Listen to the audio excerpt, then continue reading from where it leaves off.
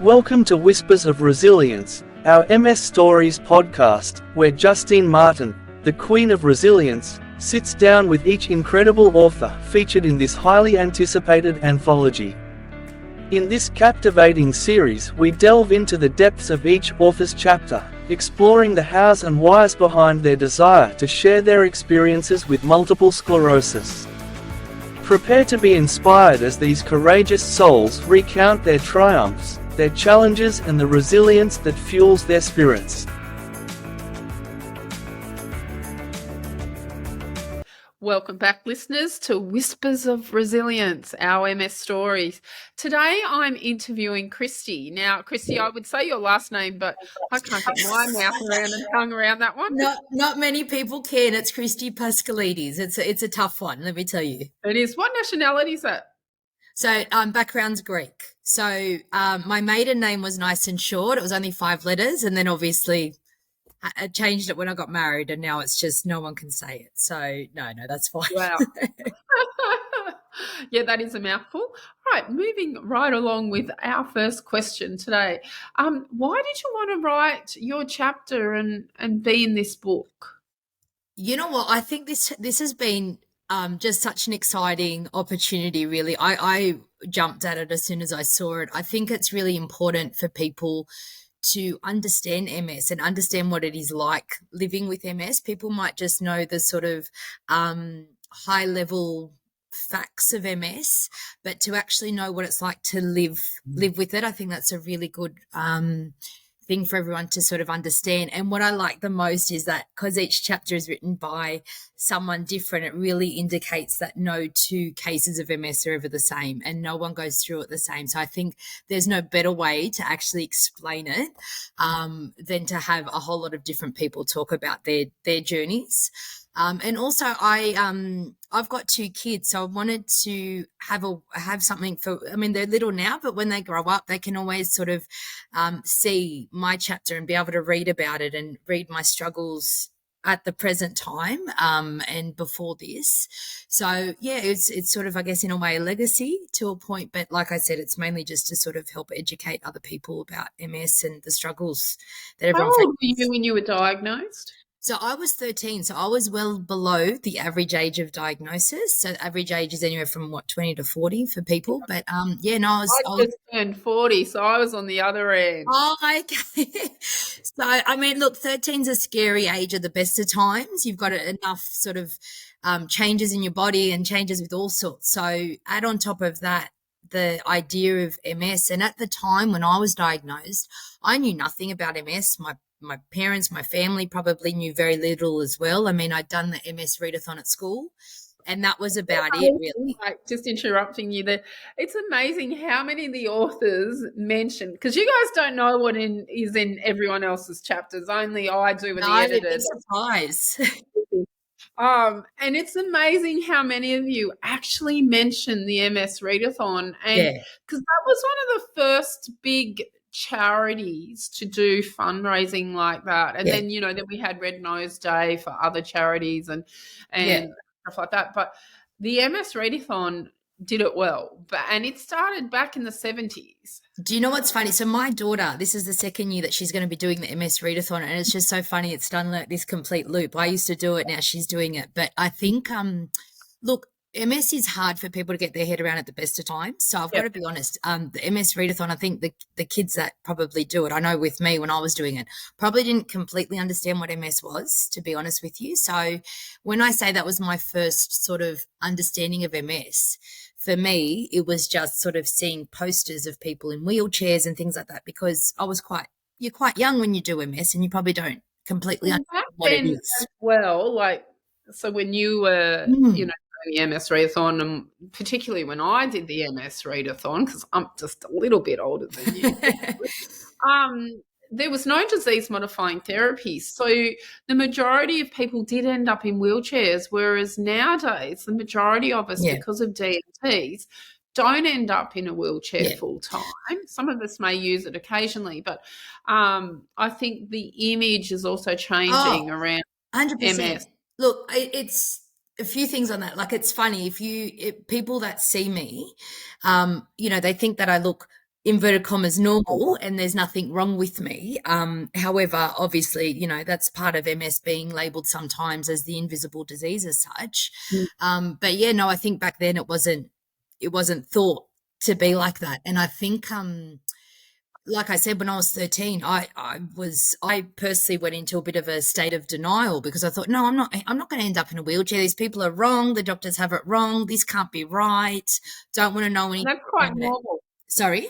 That's quite normal for that to happen, is to go into a denial, especially when, you know, you look in the mirror and go, well, there's nothing wrong with me, until one of your extremities, something happens. That's exactly right. But I think, it's just that at the time I was convinced I'd end up in a wheelchair, which obviously I'm quite lucky it's not the case for myself.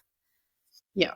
Yeah. So you're on disease-modifying therapy? I am. So, look, when I was 14, I started on self-injection. So 3 times a week, self-injections. Wow, which that would have been hard. You know what? Trying to explain to a 14-year-old that you had to inject yourself 3 times a week. What did you start on? Sorry? What were you on? I was on Rebirth. Okay, and I was on Rebirth for years, years, to the point where I think maybe I'd slipped through the cracks or something. Because I remember talking to my neurologist, I don't even know when it was, and I showed her the original self-injector that I'd been using all this time, and it was like showing someone one of the really old cameras or the really old phones back in the day. She just looked at it really like, what are you still doing with that? So then they changed me to some computerized injector, and then it was decided to probably go change medications. But I didn't know at the time I was actually pregnant, and so that had to all be put on hold. And it was only once I had my daughter that we switched over, and I'm Ocrevus now. So I go for every 6 months. There's a couple of you on Ocrevus in the book. Yeah. So I could either go once a month or for a short amount of time, or pretty much like a whole day for once every 6 months. So that's the option that I've taken.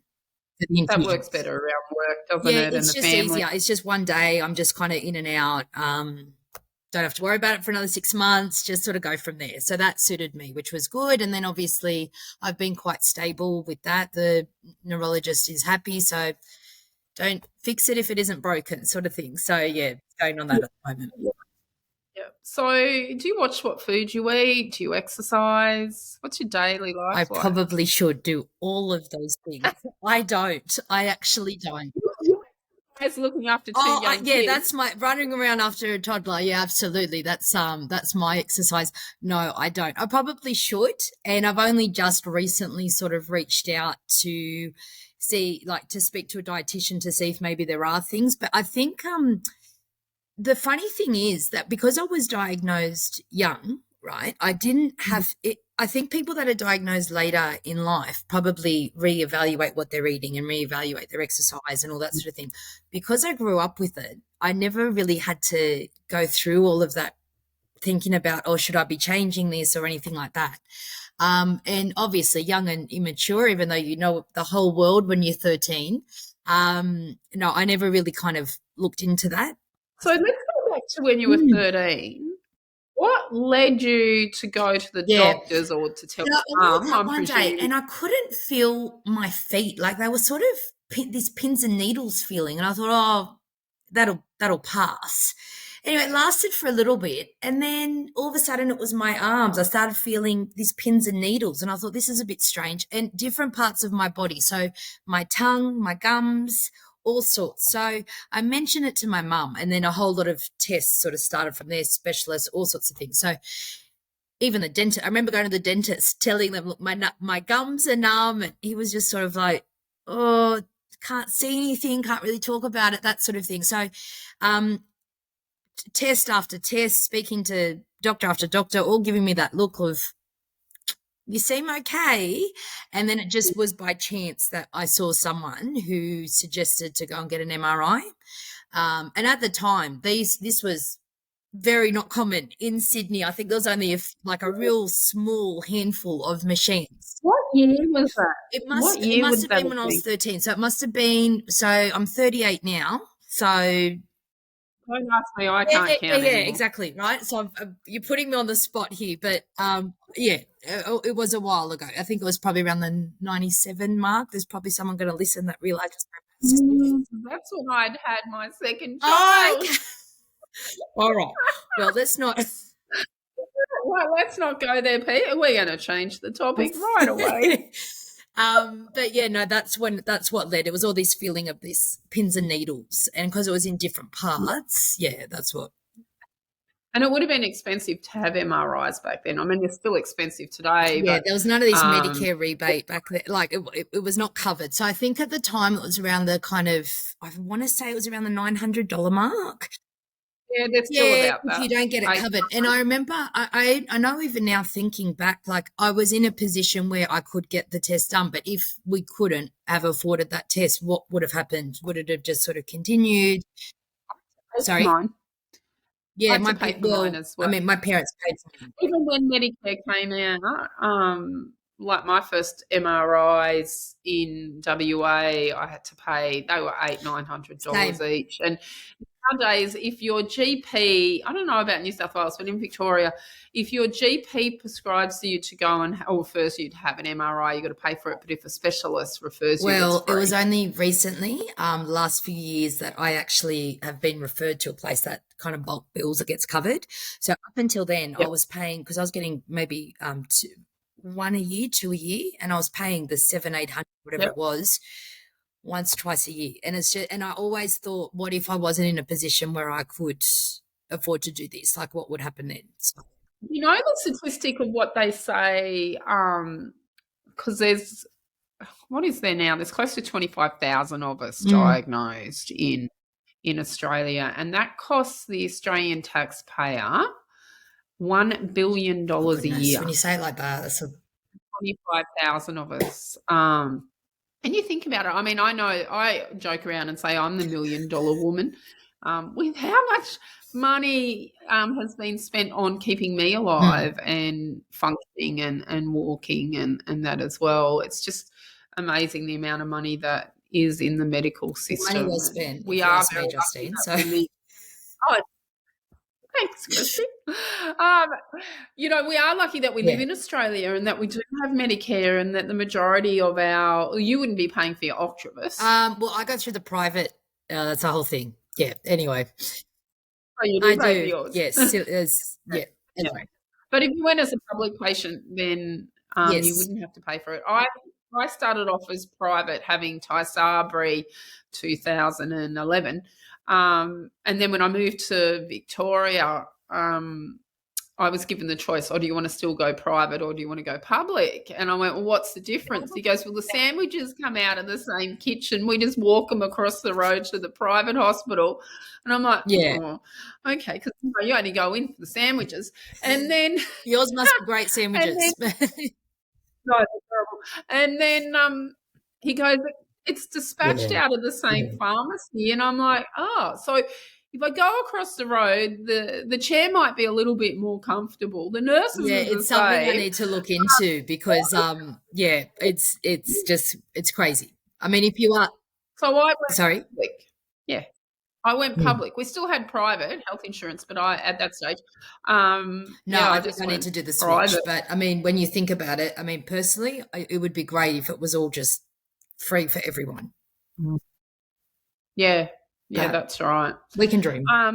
So was there something that you wanted to mention in the book but you didn't? I think summing up 25 years in, a couple of thousand words was actually more of a challenge than I had realised.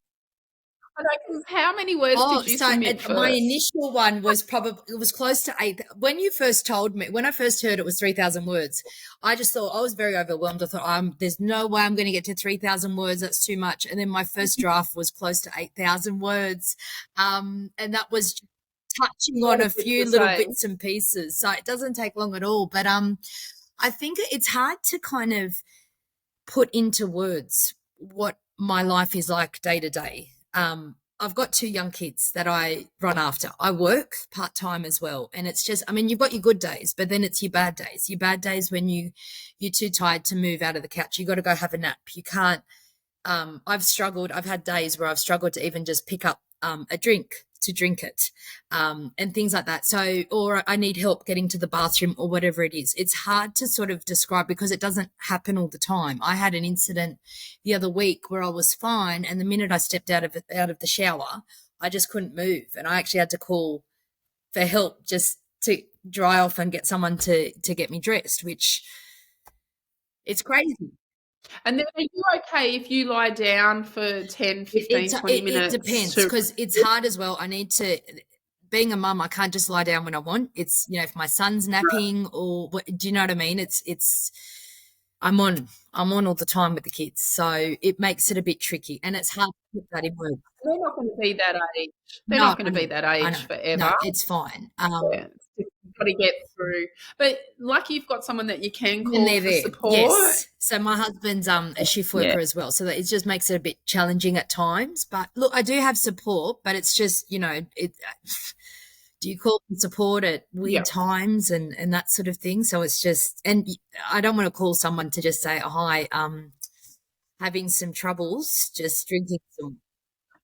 Exactly, right? Like that was a one-off. That's not happened before, but that was, it's just, it's hard to explain because when you say to someone, I'm tired, my definition of tired and everyone else's definition of tired is very different. I'm tired to the point where I can't lift up my arm. I can't lift up, my body's just not working. I was at. It's more than tired, isn't it?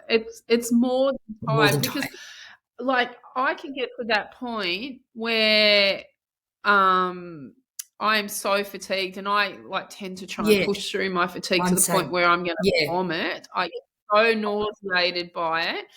And, people say, oh, go and have a sleep. It's not that easy. No, I'm not that type of tired. Having a sleep to me doesn't do anything. And I think what I struggled with the most was after I had the kids. Because you're tired anyway, right? Every parent. But then on top of that, you've got your special MS tired as well. And I would always have people just say to me, oh, you're a mum. What were you expecting? Of course you're going to be tired, blah, blah. And it was just, it was that lost in translation, not quite understanding what my tired meant.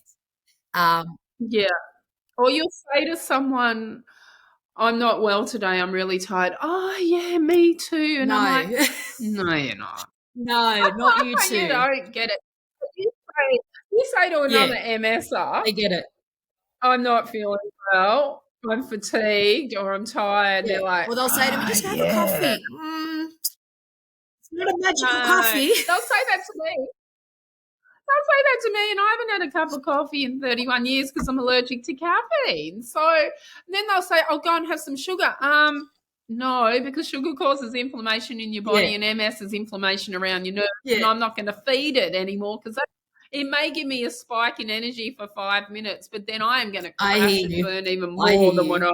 But even just, look, it's hard because it's the fatigue, but it's fatigue mixed with 1,000 other things. The loss of balance, the brain fog, all of that. And I've always had issues with my bladder along the way as well. I try and laugh it off and say I've got a granny bladder, but it's, it's all of those things and it's so hard to explain. And I think what I struggle with as well is sometimes I might have something and I've organised an event or I've organised a play date or even just I've said to my daughter, we'll go to the play centre tomorrow, whatever it is, thinking it's all fine. And then all of a sudden it hits. And so it is just so awkward to ring up and say to someone, I'm sorry, I'm going to have to cancel because I'm tired. Do you know, again, it's sort of, that would sound like a really dodgy excuse. Well, I never say I'm tired. I just, ring up and say, I can't come today. My MS is playing up. You have to explain it properly. But because if you say tired, they'll go, oh, I know. Like that sounds like the worst excuse ever in the world. And it's like, can't move from the couch. And I don't even think of it as tired. Because when I'm tired, I'm yawning and stuff like that. This is different. This is, have you heard of the spoon theory? Intrigued. You want to look up the spoon theory. So it's for those of us that have chronic illness that suffer with fatigue. So having our conversation at the moment, Kristi, is using up spoons. So it might use up one spoon. Now, the average person, I don't want to say normal because there is no such thing, but the average person probably has, let's just pick a number, 50. All right. They have 50 spoons. You might have 22 spoons. I might have 20 spoons because our MS affects us differently as well. So what someone does in a day with 50 spoons, we have to learn how to do with 22 spoons or 20 spoons. Now, if you use all your 22 spoons and you start using extra ones, where do you think they come from? Yeah. The next day. So the next day you've gone 2 over today. The next day you start 2 under. So you start with, what's that, 20 spoons for the day. So that's the spoon theory. So everything we do, included just sitting there and doing nothing, is still using a spoon because we're breathing. Even just driving, energy. Exhausting. Driving, having a conversation, having a shower, getting dressed, making a meal, running after children, that all uses spoons. And when you're using too many spoons for something that you shouldn't be, that takes it away from where you need your spoons. Yeah, so I will. Look it up online. Well-known theory. Yeah, the spoon theory. And you can't load those spoons with sugar either, or honey, or anything like that. No, that's right. It's not going to do anything for you. So Kristi, you are thinking about continuing your story. A little bit. Yes, I'm nearly there. Don't worry, Justine. But no, it was funny because I was speaking to you the other day, and I was saying, I don't find my life is like, because it's just my life. It's just I just get through it every day. So to me, I'm like, well, it's not that special. Who cares? Like, do you know what I mean? So yeah, it's a funny one, and but I think it. Well, how many years have you been living 25. With MS now? Yeah, it's crazy. Yeah, 25 years, and you're a new mum, young family. All right, still working part-time. Your story needs to be out there, not just one chapter. And I think you've proven to yourself, you wrote 8,000 words without it. Yeah. So look out, listeners. Kristi, in the future, will have some form of a publication, whether it is a short story or something. Yeah, don't worry, I think so. I think even just a how-to guide of mother. I don't know. We'll figure it all out. Guide of motherhood. Don't have all the answers. There's an anthology that we could do. Yes, there's an anthology. I can see your brain ticking as we're talking, down. Justine, and it excites and scares me all in one. But it's hard. Yeah, look, I mean, you know that it's hard to explain MS. It really is, and the journey.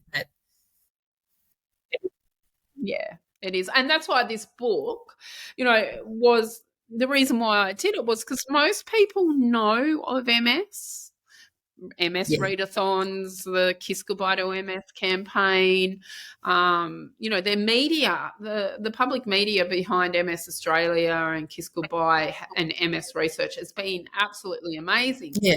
But there's a gap, and that gap is what is MS. And so that's where this book comes into play in taking everyone's stories. There's 26 of us, and they're all authentic. They're all raw. They're all open. There was very little editing done in, you can't say that. As you know, Kristi, I left you all to pretty much your own devices. Well, things it's like, you can't say that F word. That wasn't me. In it. And no, it wasn't you. It was someone else. It's like, let's just tone the language back a bit. I know you're angry, but let's just tone I think what's good as well is back. Because, like I said earlier, I think because of the average age, I think people forget that there's a big chunk of people that kind of do get diagnosed before that average age. And they just, I feel like that's kind of the forgotten group. I think you're remarkable. when I was diagnosed at the age of 40, I had a 17-year-old and she was 13 at the time, turning 14. And I couldn't imagine with what I went through as a single mum with those kids and then throwing You in know what though, their Justine? I always have MS. said I've seen myself as really lucky because I didn't have to adjust. I didn't have to change my life. I've grown up with it. So it's like I had to go back and change how I did everything and what I ate and exercise. Like I didn't have to do any of that. So I actually see myself as lucky that I was in that situation, that I could grow. I mean, it's hard and it had its challenges by all means, but yeah, I mean, there's definitely a positive to it as well. I know a few women that have had children since they were diagnosed, and remarkable women. It's hard to even get to that decision of whether you're going to go down that path because it's and coming off meds to fall pregnant, that's a huge decision to make. And they say that when you're pregnant, you're the best that your MS possibly is, and then afterwards, oh my goodness, it's so funny you said that. Yeah, 100%. The first 3 months after I had my daughter, amazing, on top of the world, all of that. But when I crashed and burned. It was awful. It was. I remember she was still in the bassinet in our room, and she was crying, and I just could not get up. I couldn't. I mean, somehow it was like one of those cartoons where you become a superhero. Suddenly the mum strength popped out of God knows where, but I really struggled. It was like nothing I'd ever felt before. So I'd been fatigued and tired and couldn't move before, but this was sort of next level. The problem was I had a little baby crying and relying on me. So I had to make it work. I had to get up. But yeah, it was really, it hit really hard. But I think with the decision to even get to that point of whether to become a mum, it was that guilt of, am I going to have the energy to pick them up? Am I going to have the energy to do this? So it was a massive kind of research thinking period for ourselves. And it's funny because it wasn't actually a decision. I mean, to a point it was our decision, but it's not like most couples, I'm assuming, can just make this special decision on their own. It was had to wait for test results and this and that before we could even think about starting. And then come off the meds and wait for the window of opportunity, because when you come off disease-modifying therapy, for those out there that are listening, it doesn't instantly come out of your body. So depending on which one you're actually taking, they normally take a minimum of about 6 to 8 weeks to come out of your body. And there's one that takes 2 years to naturally come out of your body. And I've been on that one, being Albagio. And I needed to get that out of my system in 4 weeks. So in order for that to I had to do a chemical flush, most disgusting liquid 3 times a day for about 3-4 weeks I had to take. So then the meds like binded onto it and I passed it out. I pooped it out rather than it be reabsorbed into my small intestines each time. But there's some really big decisions and tough decisions that we have to make when we do have MS, and your chapter does go through some of those decisions and beautifully written. I can't wait. I am. I'm really excited. It's like a big reveal for everyone. But it's been it's been this incredible journey. It actually was quite it took quite an emotional toll on me because I hadn't looked back. I was looking back on things that happened so many years ago, but through an adult's eyes and through a mother's eyes. And it just had a whole different meaning for me. But it was a really, in a way, cathartic process also. So it's been quite an emotional roller coaster, but a positive one at that.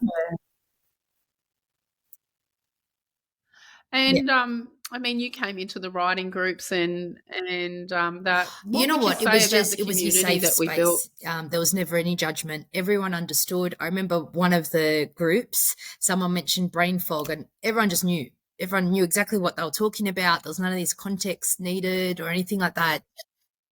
Yeah, no, and it was just there was no judgment. It was just sort of, like I said, a safe space, and it was just we're all there to help each other. I mean, you were there to guide us, but it was, and it very much intrigued me into hearing about everyone else's story, because you hear little snippets here and there, and you kind of get to know a little bit more about each of the other authors. So, I think.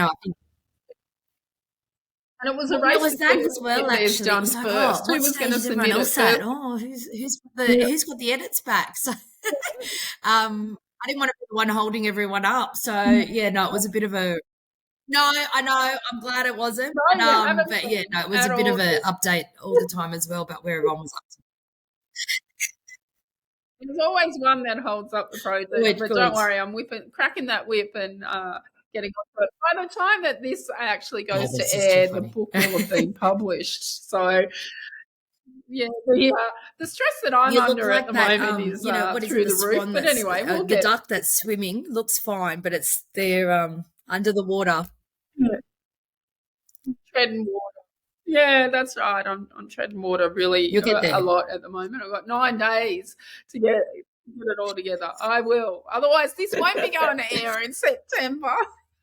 So if you're listening to it in September, you know that I've got to the I've done my job well. Yeah, that's right. Well, Kristi, would you like to leave the listeners with one word? Probably not one word. I would very much encourage everyone to just obviously order, have a read, be very open-minded when you read it, but obviously just enjoy hearing about everyone else's stories. I think that's the main thing. So couldn't have done that one word, but yes, definitely read the book. Definitely make sure you order it and just learn about everyone else's experiences and adventures. Thank you. Awesome. Great. Well said. So if you are listening out there in podcast land or YouTube land, you can purchase the book through resiliencemindset.com.au or on any of the major platforms online, Amazon, Barnes & Noble, Target, etc. 25% of the profit of this book is going back to MS research, because we want a bloody cure from all of this. So thank you. Thank you, Kristi, for your time today. It's been a blast. Been an absolute. And remember, it has been a blast, hasn't it? And remember out there, stay healthy, stay safe, and if something isn't right in your body, go and seek some medical help for it. Until next time, or until the next podcast, or in Kristi's case, until she writes her book, we will talk to you later.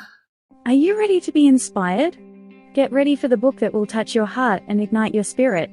Whispers of Resilience, Personal Stories of Living with MS is now available for purchase. Have you ever wanted to peek into the lives of individuals who have triumphed over adversity? Look no further. This highly anticipated anthology brings together a group of exceptionally talented authors, all living with multiple sclerosis, who share their personal journeys with unyielding honesty and vulnerability.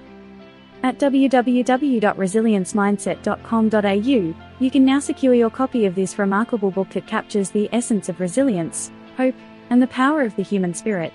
Dive into the stories that will captivate your imagination and open your heart to the triumphs and challenges faced by these courageous individuals. With each turn of the page, you'll witness the unbreakable spirit of these authors, as they navigate the unpredictable terrain of MS. Their words will inspire you, uplift you, and remind you of the incredible strength that lies within. Visit www.resiliencemindset.com.au now and embark on a transformative journey through the pages of Whispers of Resilience. Get your copy today.